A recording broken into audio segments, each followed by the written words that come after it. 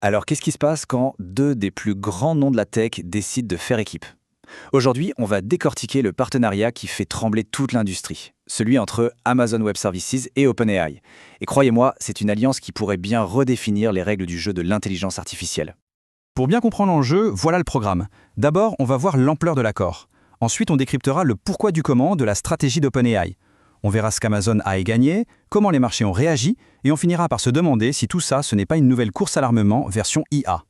Allez, on rentre dans le vif du sujet. Il faut bien comprendre qu'on ne parle pas d'un petit contrat signé au coin d'une table. Non, non, c'est un moment charnière, un de ces moments qui marquent le début d'une nouvelle ère pour l'IA.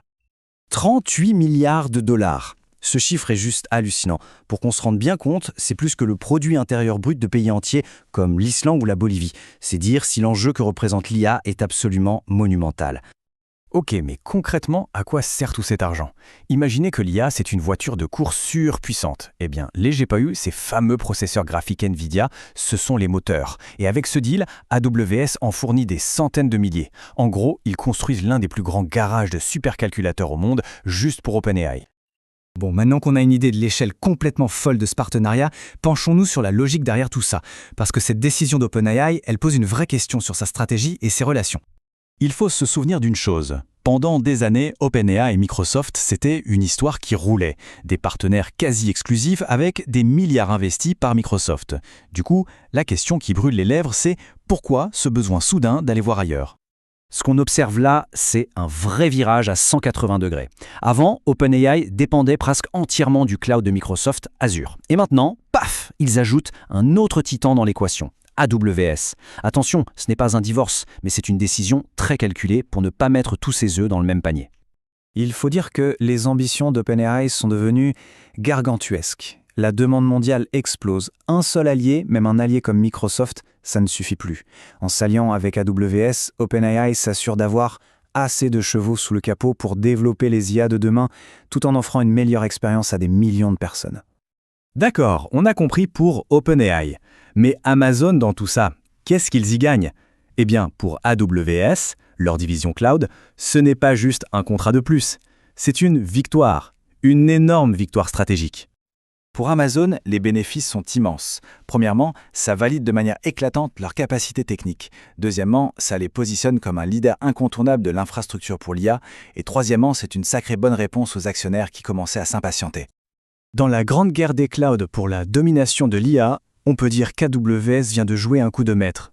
Cet accord les place en position de force face à leurs rivaux de toujours, Microsoft et Google. C'est un peu une partie d'échec planétaire et là, ils viennent de prendre une pièce maîtresse.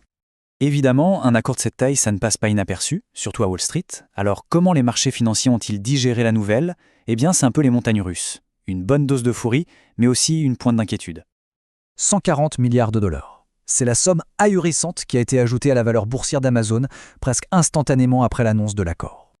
Ça, c'est ce qu'on appelle un vote de confiance retentissant de la part des investisseurs. Le marché a vu ce deal comme un signal ultra positif pour l'avenir d'Amazon dans l'IA. Mais est-ce que cette euphorie est vraiment raisonnable? Parce que derrière cet enthousiasme, il y a des questions plus sérieuses qui se posent. Des investissements aussi massifs, est-ce que c'est vraiment tenable sur le long terme? Deux grandes inquiétudes ressortent. La première, c'est la viabilité financière. Comment ces entreprises vont-elles rentabiliser des dépenses aussi folles? Et la seconde, c'est le risque d'une bulle spéculative. Est-ce qu'on n'est pas en train de s'emballer un peu trop, de manière déconnectée de la réalité économique? En fait, cet accord, ce n'est que la partie visible de l'iceberg. En dessous, il y a une tendance beaucoup plus profonde. Une véritable course à l'armement pour la puissance de calcul. Et ça change absolument tout le paysage de l'IA. C'est simple. Comme le dit un expert du secteur, l'IA a un appétit insatiable. Plus on lui donne de puissance, plus elle en demande. C'est un cycle qui semble ne jamais devoir s'arrêter. Ce qu'on est en train de voir, c'est une réorganisation complète des cartes. Les frontières entre concurrents et partenaires deviennent de plus en plus floues.